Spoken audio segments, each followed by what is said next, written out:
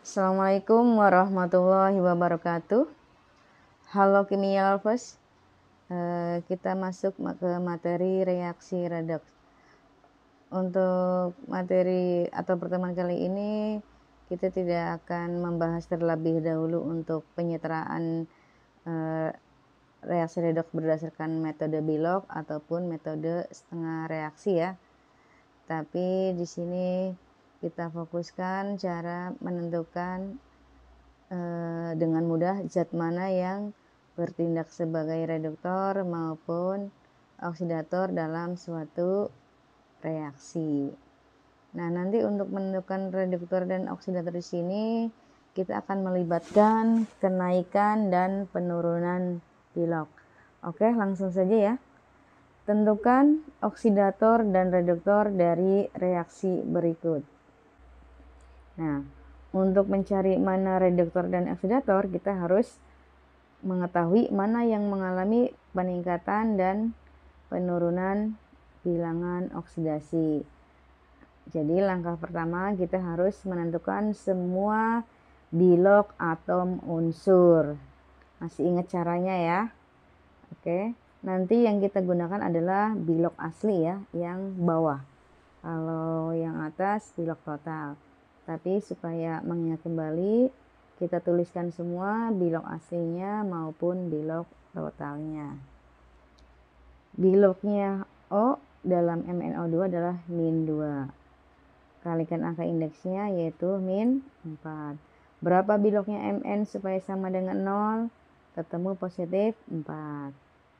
Angka indeksnya Mn adalah 1, berarti 4 bagi 1. Ketemu bilog asli adalah positif 4 juga. Bilognya H adalah positif 1. Kalikan angka indeksnya 1, tetap positif 1. Berapa bilognya Cl supaya sama dengan 0? Ketemu min 1. Bilognya Cl juga berarti min 1. Untuk yang ruas kanan atau hasil reaksi, di sini kita dapat bilognya Cl ya. Karena untuk yang Cl itu jika dalam satu zat tapi ada dua unsur, berarti bilognya Cl adalah min 1 ya. Min 1 kali angka indeksnya 2, ketemu min 2. Berapa bilognya Mn supaya sama dengan 0? Ketemu positif 2. Maka bilog aslinya pun positif 2. Bilognya H di sini positif 1. Walaupun nanti O ketemu min 2 ya, tapi kita tuliskan sesuai urutan metode Bilog ya. Cara mencari Bilog. Bilog totalnya H positif 2. Berapa bilognya O supaya sama dengan 0? Ketemu min 2. Berarti bilog aslinya pun min 2. Bilognya Cl dalam Cl2 berapa? Iya, masih ingat ya, yaitu 0. Karena Cl di sini untuk membentuk kelas klorin atau molekul diatomik, dia tidak butuh bantuan unsur lain. Dia termasuk unsur bebas, berdiri sendiri.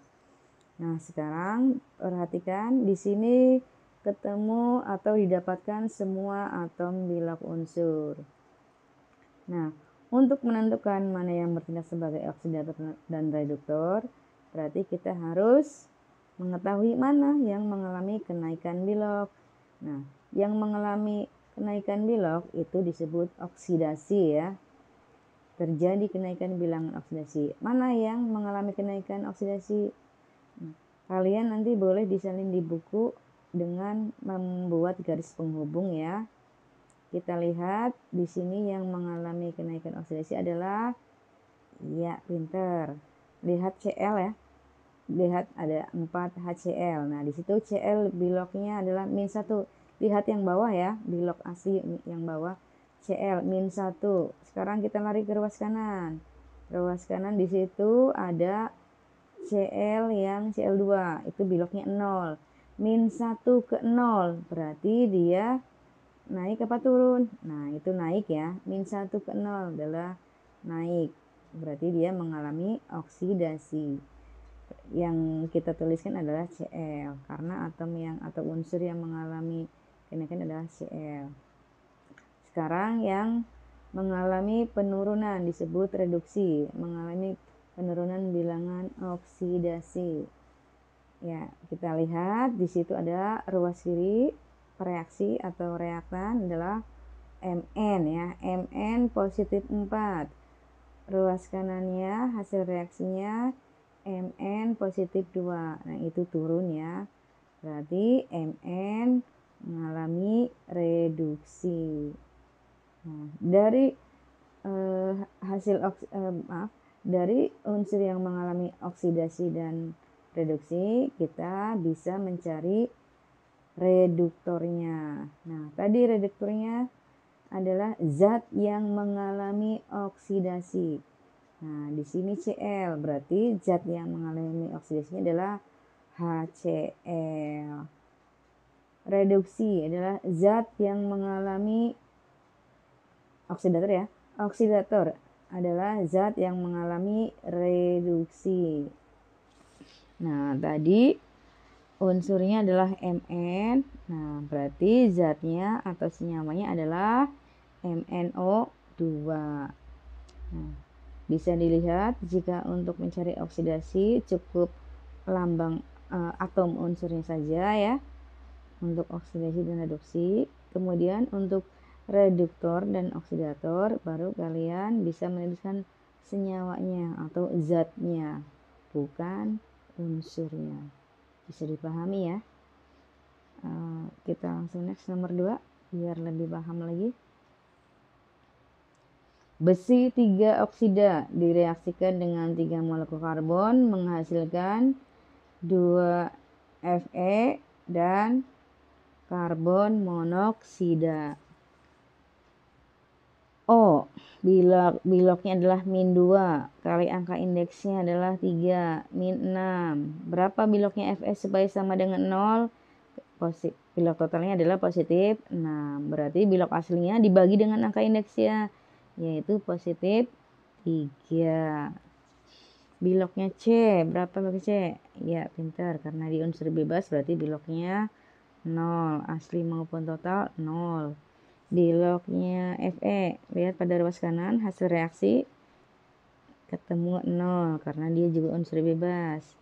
Sekarang biloknya O adalah min 2. Nggak usah ibu tuliskan bilok totalnya juga paham ya. Nah, berapa biloknya C? Biloknya C ketemu adalah positif 2. Sekarang kita lihat mana yang mengalami oksidasi dan mana yang mengalami reduksi. Nah, yang oksidasi dulu ya. Kita lihat C ya. C dari 0 ke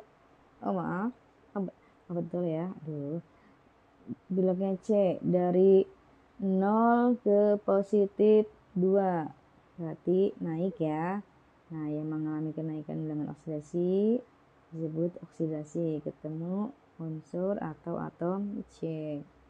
Sekarang yang mengalami reduksi adalah Fe atau besi. Dari positif 3 ke 0 itu turun. Nah, mana yang mengalami reduktornya? Yang mengalami reduktor adalah zat yang mengalami oksidasi, ketemu C juga karena kebetulan di situ atom dan zatnya sama, yaitu karbon. Mana yang mengalami oksidator? Lihat Fe2O3. Berarti Fe2O3 zatnya ya, semuanya ya. Dan ingat, zat yang mengalami oksidator maupun reduktor kita ambil yang ruas kiri, bukan hasil reaksi, bukan yang ruas kanannya. Jadi kita tuliskan yang pereaksi atau yang ruas kiri. Bisa dipahami ya. Ada 2 contoh soal, nanti kalian bisa mencoba di rumah. Oke. Biar waktu itu tidak banyak, ibu cukupkan sekian. Assalamualaikum warahmatullahi wabarakatuh.